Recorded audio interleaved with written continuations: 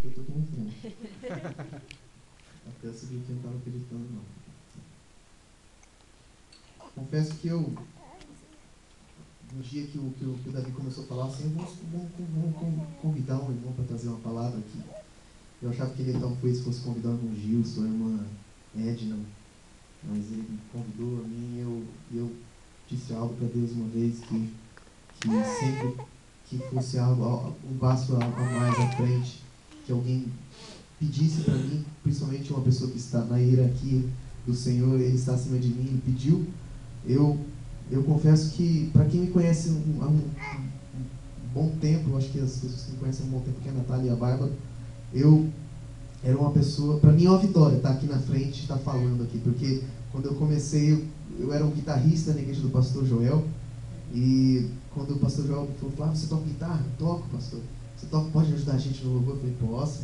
Quando eu subia, eu não colocava nem volume na minha guitarra, tanta timidez que eu tinha um cabelo longo, assim, grande, e eu era muito tímido, ainda sou tímido, mas hoje eu falo um pouquinho mais porque Deus nos pede que nós cresçamos, na verdade, que nós, como o nosso amigo e irmão Marcelo nos disse, que não podemos continuar sendo bebês espirituais, devemos crescer, né? Bom, eu vou trazer a palavra essa noite. Gostaria de convidar os irmãos para abrir a palavra do Senhor em 1 Samuel 3, dos versículos de 1 a 10. 1 Samuel 3, dos versículos de 1 a 10. O presbítero Davi falou para mim, Flávio, você tem 45 minutos. Aqui, quando eu cheguei aqui, ele falou, não se preocupe, porque eu estou com medo de não dar nem 15. E também porque também nós passamos o tempo. Bom, primeiramente, eu fiquei pensando muito, pedindo a Deus o que trazer para a igreja, uma responsabilidade muito grande estar aqui na frente falando aos irmãos. Creio que a gente não pode vir de qualquer maneira, né, não se preparar. E desde quando eu recebi a notícia que ia trazer a palavra, não consegui dormir direito, desde quinta-feira passada até ontem à noite. Aproveitei que fiquei sozinho em casa, porque minha esposa ficou com carinho na casa dela. Eu fiquei quase a noite inteira acordado, pedindo a Deus revelações. E essa palavra veio ao meu coração e eu queria trazer uma palavra talvez de ânimo, de crescimento, de prosperidade para vocês saírem daqui bem felizes. Mas essa palavra veio para mim primeiro, porque primeiro tem que tocar no pregador para depois tocar em vocês. E aqui, vou começar a ler com vocês. Vocês já todos encontraram? Amém. 1 Samuel 3, de 1 a 10. Acompanhe na sua Bíblia, porque a minha é uma versão mais atual, mas acompanhe aí. Eu gostei dessa Bíblia aqui, que é bem atual. Enquanto isso, o pequeno Samuel servia ao Senhor como assistente de Eli. Naqueles dias, eram muito raras as mensagens e visões que vinham do Senhor. Porém, uma noite, depois que Eli tinha ido deitar-se com a idade que tinha agora, Eli estava quase cego, e Samuel dormia no templo. Perto da arca, o Senhor chamou o menino. Samuel, Samuel.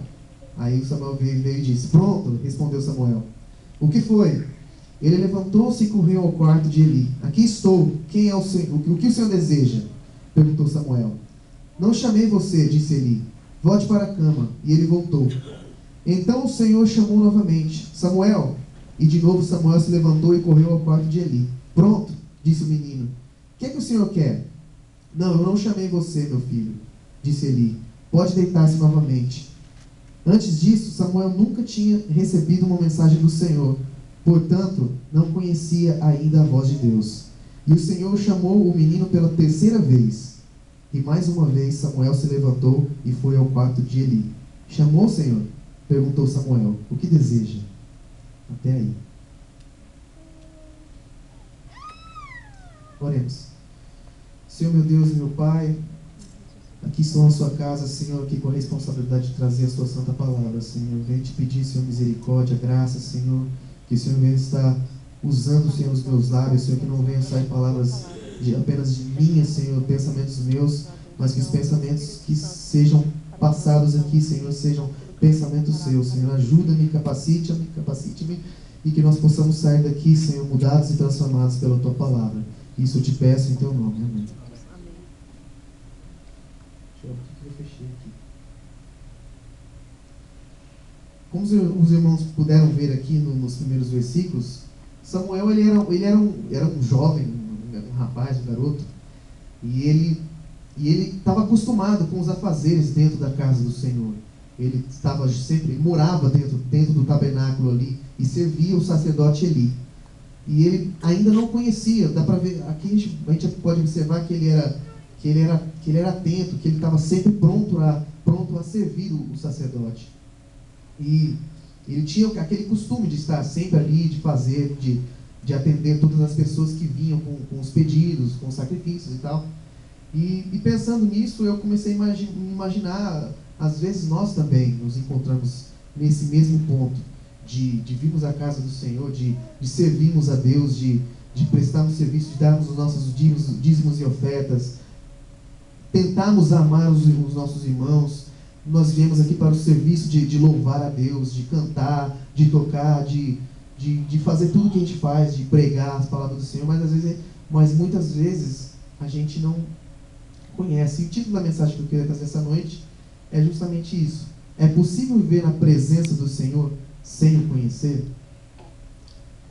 E ele estava assim, né? O nosso amigo Samuel, ele vivia dentro da casa do Senhor, mas ele realmente não o conhecia.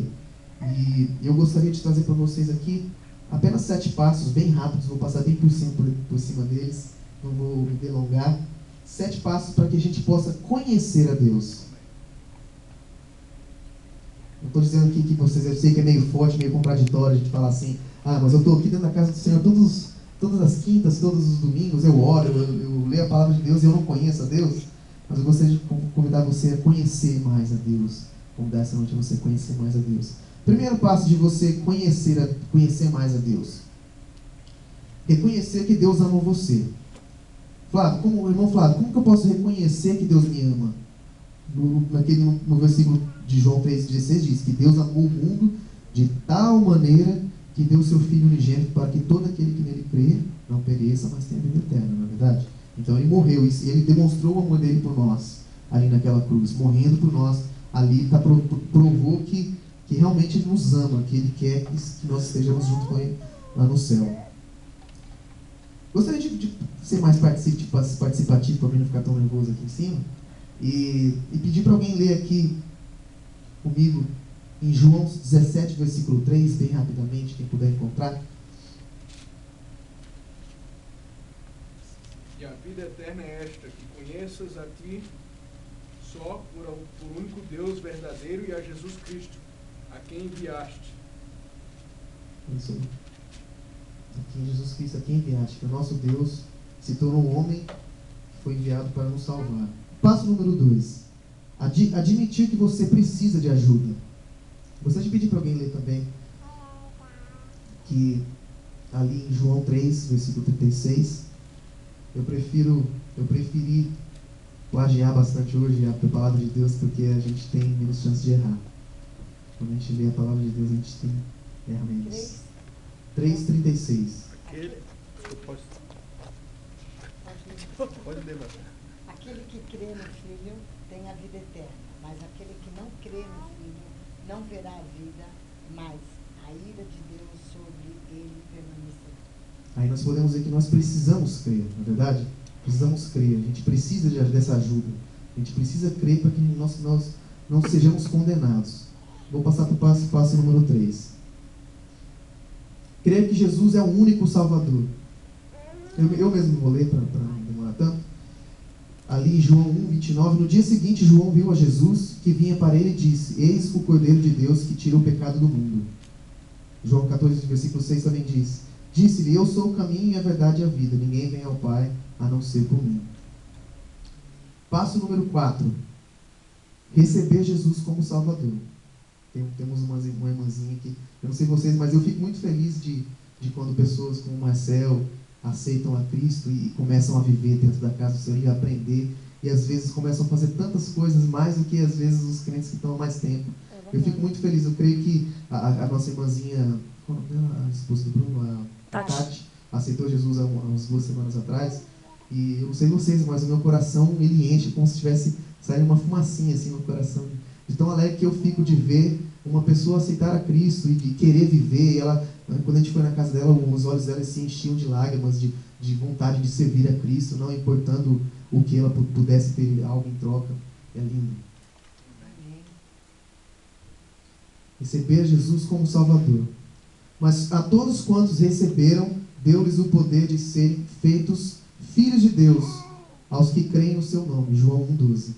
As minhas ovelhas ouvem a minha voz, e eu as conheço-as, e elas me seguem. Passo número 5. Eu estou pulando rapidinho, porque vai ter algum passo aqui que eu vou aprofundar um pouquinho mais. Mas no passo número 5.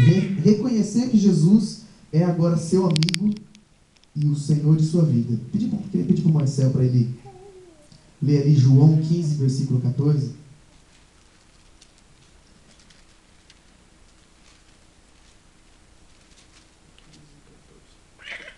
E a irmã Bárbara depois, João 16, 24. Vós sereis meus amigos, se fizerdes o que eu vos mando. 16, 24. Isso.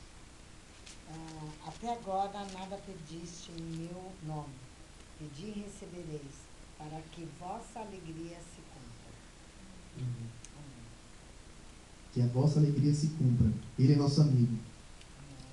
Passo número 6. Reconhecer que você agora pertence à família de Deus, à igreja.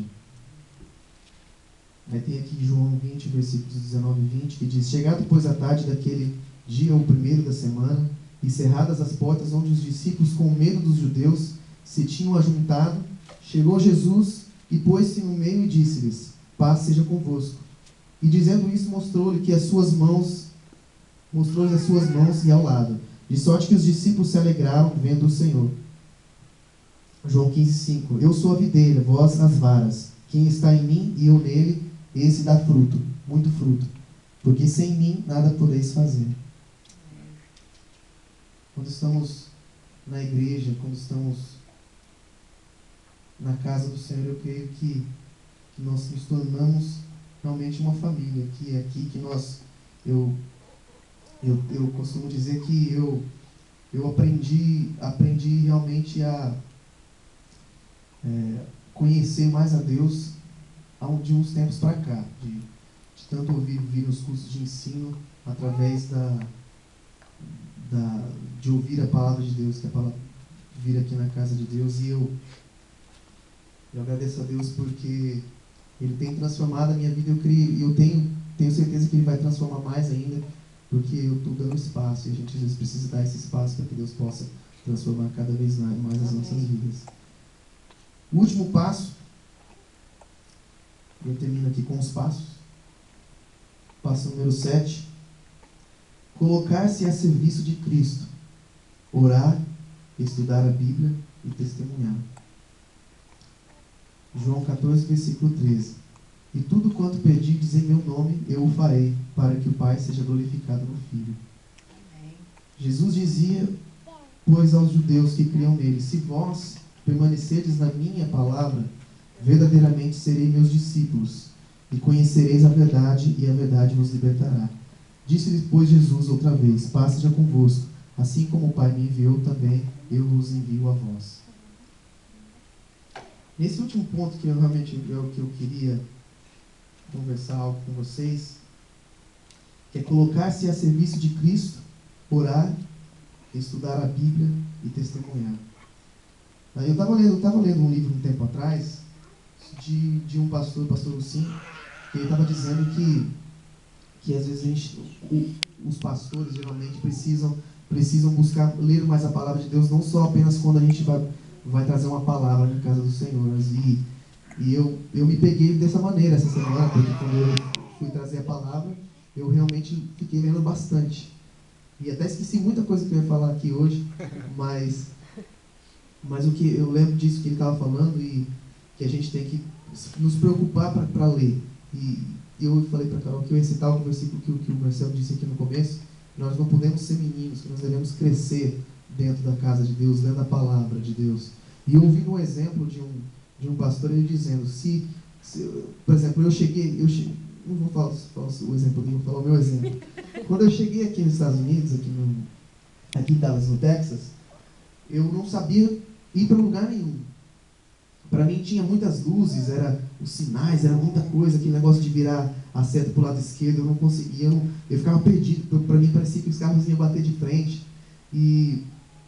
Mas com o tempo eu precisei estudar, eu precisava saber, conhecer e sair por aí andando e olhando e pesquisando e com os amigos, o que cara é esse e tal. Eu precisei, e com o tempo eu acabei aprendendo a andar aqui na cidade de Dallas. Se alguém por exemplo, deixar o Marcel lá no Japão, ele vai precisar buscar aprender como se locomover, né, lá no país do Japão.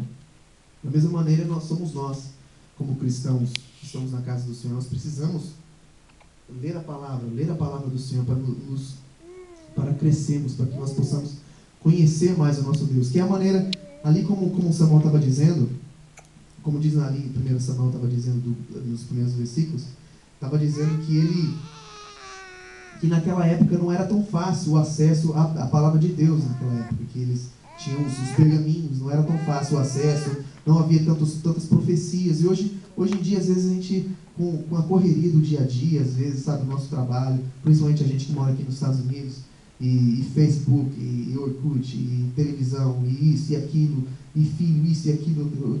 São tantas coisas que hoje em dia o ser humano enfrenta, que às vezes a gente precisa ter, como a nossa irmã Edna sempre diz, temos que ter disciplina para podermos parar e investir um tempo para a gente poder ouvir porque esse aqui, não existe profecia melhor do que essa aqui, ó. A palavra de Deus, não existe profecia melhor do que você parar e você ler algo e aquilo, Deus está vindo direto do seu coração e está prontinho. Tanta gente, sabe, morreu, tanta gente gostaria de ter lá na China, ler com liberdade isso aqui em alguns lugares, e eles não podem, às vezes tem que ler escondido. E às vezes a gente, parece que quando a gente tem a vontade, a gente não dá valor, sabe? É igual quando você vê uma criança que tem todos os brinquedos, que o pai fala, pai, me dá esse brinquedo. Aí o pai vai diretamente já dá o brinquedo para a criança. Às vezes aquela criança não dá tanto valor. Eu, quando cresci, eu fui para uma escola que era uma escola particular, e todas as crianças era uma escola adventista. A maioria das crianças, eles... eu não sei, só para vocês entenderem, quando nós estamos aqui numa igrejinha pequenininha, lá no Brasil, a gente estava comentando isso no começo, lá tem as igrejas que estão nas vilas e tem as igrejas que são as centrais, né? E nas centrais, geralmente, são onde vão essas pessoas, são as pessoas mais ricas, né? E eles são diferentes, e a gente sente a diferença. E eu crescendo nessa escola, eu não estou falando me sentindo coitadinho não, viu? Mas eu crescendo nessa escola, eu, querendo ou não, me sentia um pouco rebaixado, porque eu não era pobre de maré, mas não tinha condição como os meus amigos, que tinham, quando tinha um time de futebol, os amigos tinham tênis dos melhores, da top, não sei o que, eu tinha só o meu que chute. O pessoal, a Maria tinha caneleira, eu não tinha, eu só colocava o meião mesmo.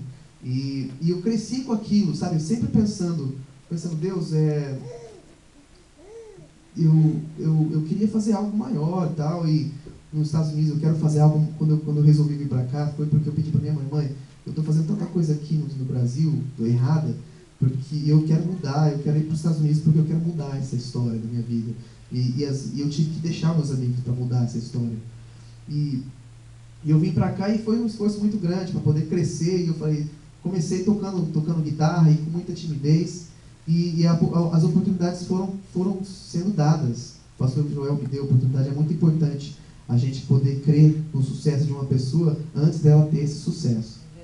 E eu comecei a crescer, mas eu, querendo ou não, com todas essas coisas que a gente cresce de quando a gente é pequeno, com a mente, dessa mente ser rebaixada, eu sempre fui o de estatura mais baixa, eu sempre fui o mais gordinho. Mas eu sempre... Eu acho que Deus, não que eu estou aqui na frente e sou melhor do que ninguém, aqui na frente falando para vocês. Essa é apenas uma palavra de encorajamento para vocês. Mas Deus, ele não vê como nós vemos, na verdade. E quando Deus... Eu sempre lembro quando eu penso na minha história como hoje líder de música na igreja. Eu penso na história de Davi, que Davi demorou uns 14 anos até que Deus prometeu que ele seria o rei de Israel. Mas até ele ser o rei demorou uns 14 a 15 anos. Alguém pode me corrigir aqui se eu estiver errado. Demorou de uns 14 a 15 anos. E nisso ele passou por perseguições. Quem era? Saul. Saul perseguiu ele, queria matá-lo. E ele acabou sendo o escolhido. E ele foi o rei de Israel. O grande rei de Israel. Porque Deus queria que ele fosse. Eu vou contar um testemunho rapidinho. Quando eu cheguei aqui na igreja, eu tinha acabado de voltar de um tempo de que não queria mais participar de nada da igreja, nada de ministrar louvor e tal. E quando cheguei aqui, as pessoas sabiam que eu liderava o louvor na igreja do pastor Joel e eles queriam que eu fizesse aqui. E falavam, vamos, Flávio, eu não queria mais. E isso prova que a gente às vezes não tem como fugir, sabe, do que Deus tem, sabe? A gente precisa saber disso, porque o evangelista Everton chegou em mim e falou, Flávio, eu não vou poder mais continuar ministrando louvor aqui, porque eu vou ter que investir mais tempo no meu ministério agora, e agora é a sua oportunidade, a oportunidade está sendo dada a você. Aí eu falei, meu irmão, eu confesso para você que eu não queria, porque é um trabalho muito grande, e às vezes eu estou chegando no ponto onde eu queria chegar. Eu não queria porque é um compromisso que a gente assume e não se pode fazer de qualquer maneira. E eu sei como que é, porque a gente vem para os ensaios, a gente deixa de fazer alguma coisa que eu gostaria de estar fazendo para poder estar aqui. E eu deixei de jogar bola, deixei de fazer isso, de fazer aquilo que eu fazia com mais frequência, comecei até a ficar mais fofinho, porque eu casei também. Mas eu quero dizer com tudo isso que eu falei aqui sobre louvor e música, que é o que eu realmente faço. Até agora Deus não confirmou nada que eu tenho o dom da palavra, de trazer a palavra de Deus, mas ele me chamou para realmente ser o tangedor, né, da música.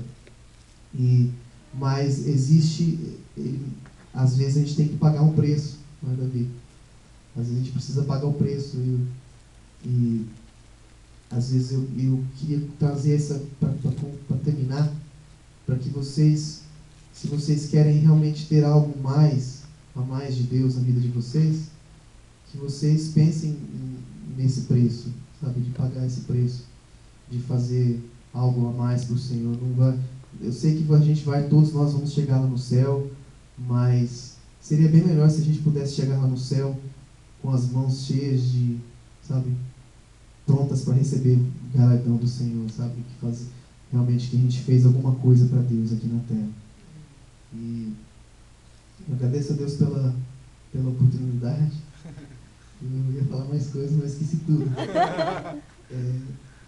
Agradeço a Deus pela oportunidade de ter trazido essa palavra. Eu sei que ficou meio assim ao ar, mas que a gente possa realmente resolver pagar o preço. Às vezes a gente está desanimado, às vezes até a gente que está aqui na frente, às vezes eu liderando louvor, não é todos os domingos que eu estou animado, mas às vezes a gente tem que subir aqui animado e falar, estou animado. Davi também, tenho certeza que não é todos os dias que está animado, mas a gente pedindo a Deus que Ele venha renovar nossas forças, como a da águia, né?